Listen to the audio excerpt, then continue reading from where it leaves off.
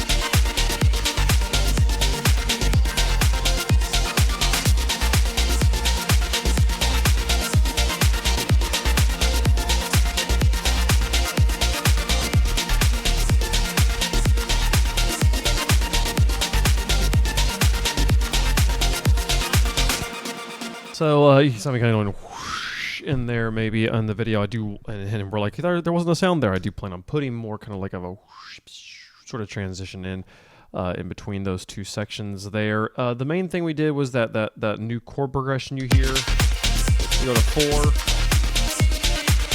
then 6, and then 5.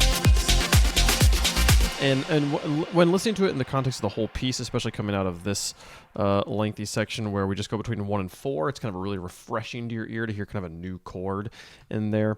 So that was a process of kind of going into the sub here and moving that note, and then going into the sub topper here and moving that note. And maybe I need to do that over here too. No, I did it over here too as well. Look at me go. I'm smart. And then changing the notes in this synth and changing the notes in this synth. And kind of tweaking which ones I wanted. Then the second half here, we built this sound. Hitting a pretty cool rhythmic groove. I think before I would like publish this piece, I would put this lower note here on a different channel or a different instance of this sound than those higher notes, because he does just kind of sit there and hammer. It's coming at you the whole time, and I would like it to be a little bit more subtle than that. But for now, I liked it. The tremolo I have built on here being a little bit more, a little bit less aggressive. It created a pesky click that I didn't like. This is the guys doing that. The dirty stuff here, if you're someone who's using Vital, they have a lovely, they really have a notably different tone to them to me than the analog ones. So highly recommend, give them a shot to see if it's a sound that you like there. This is a square wave of sorts with one voice, with a saw wave layered on top of it with 4 voices detuned to give it a bit more shape.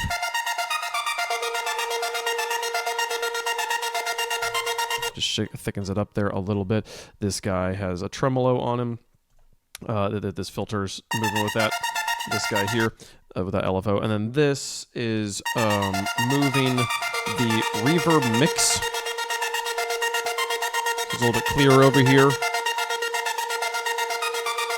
Becomes a little bit more washy. Just felt kind of nice. And then this envelope is actually really, I think, doing a lot of work here as it's moving this depth of this chorus. If I turn this off, I'm interested to hear, I haven't tried this with all the other effects piled on top of it, but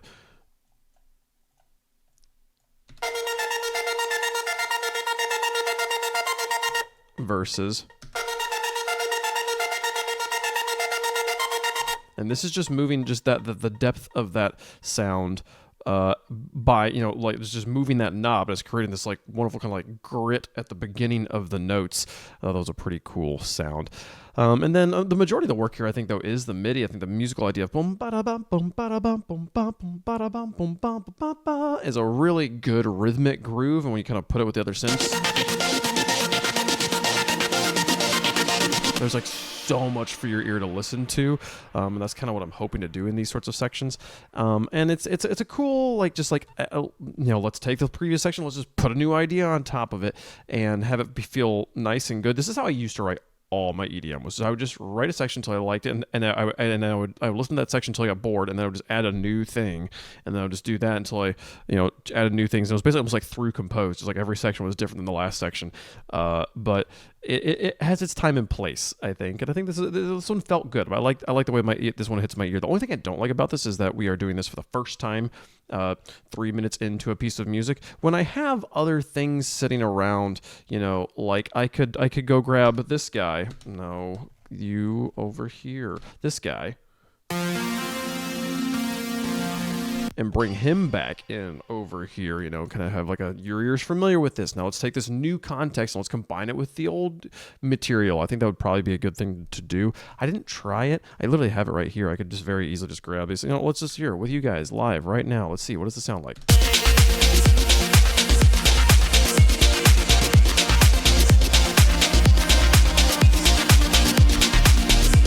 It's cool too. We might end up doing some sort of mixture of the two of those, but yeah, those are the main things we added. I added in the vocal here as well.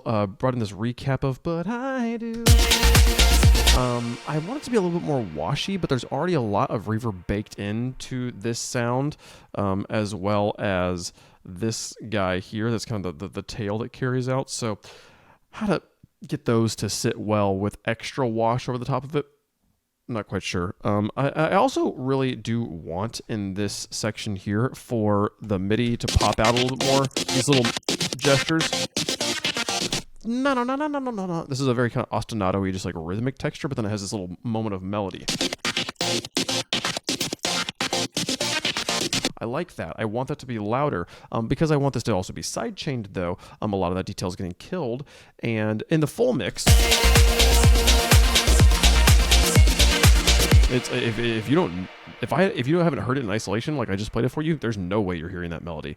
I tried taking this MIDI, taking just the melody part of it, getting rid of all the rest of it, making a duplicate of this channel that is outside the side chain, and turning the volume up so it's just pulling those notes up. Weirdly, did not work. And I wish I had held onto the channel so I could show it to you and have you confirm, like, yes, that is not as loud as you would think it would be. But I was annoyed at it and just deleted the channel. So it's not a thing that you get to hear. You'll have to take my word for it. But yeah, that's a melody I would like to get brought out a little bit more. I tried moving it up the octave on that second synth, so it's like there's extra partials like being given that fundamental level of strength. But it was they didn't like the sound. Like then you could hear it, but I didn't like the registers, and I want this register to pop through the mix. So a fun puzzle for us to try and solve, and I don't know, maybe find a way to use some of our new fancy Pro Q4 dynamic EQing to make that happen, but I couldn't think of what to put that on to make that happen, So it's also weird using Pro Q4 now on stuff that is it's only halfway. Like this project is old, so I only have 4 instances of this right now. And so like a lot of the features that make it good are good when you use a ton of it, and there's a whole bunch of EQs on this project, but only 4 of them are Pro Q4. So that's a feature that I will get better at using as I start new projects with it. But yeah, I think from here we're probably gonna do some sort of like swell up, swell up it with like a high or a low cut sort of thing. This was something I started trying with like on the stereo out here, not span. Doing like a. And then to transition.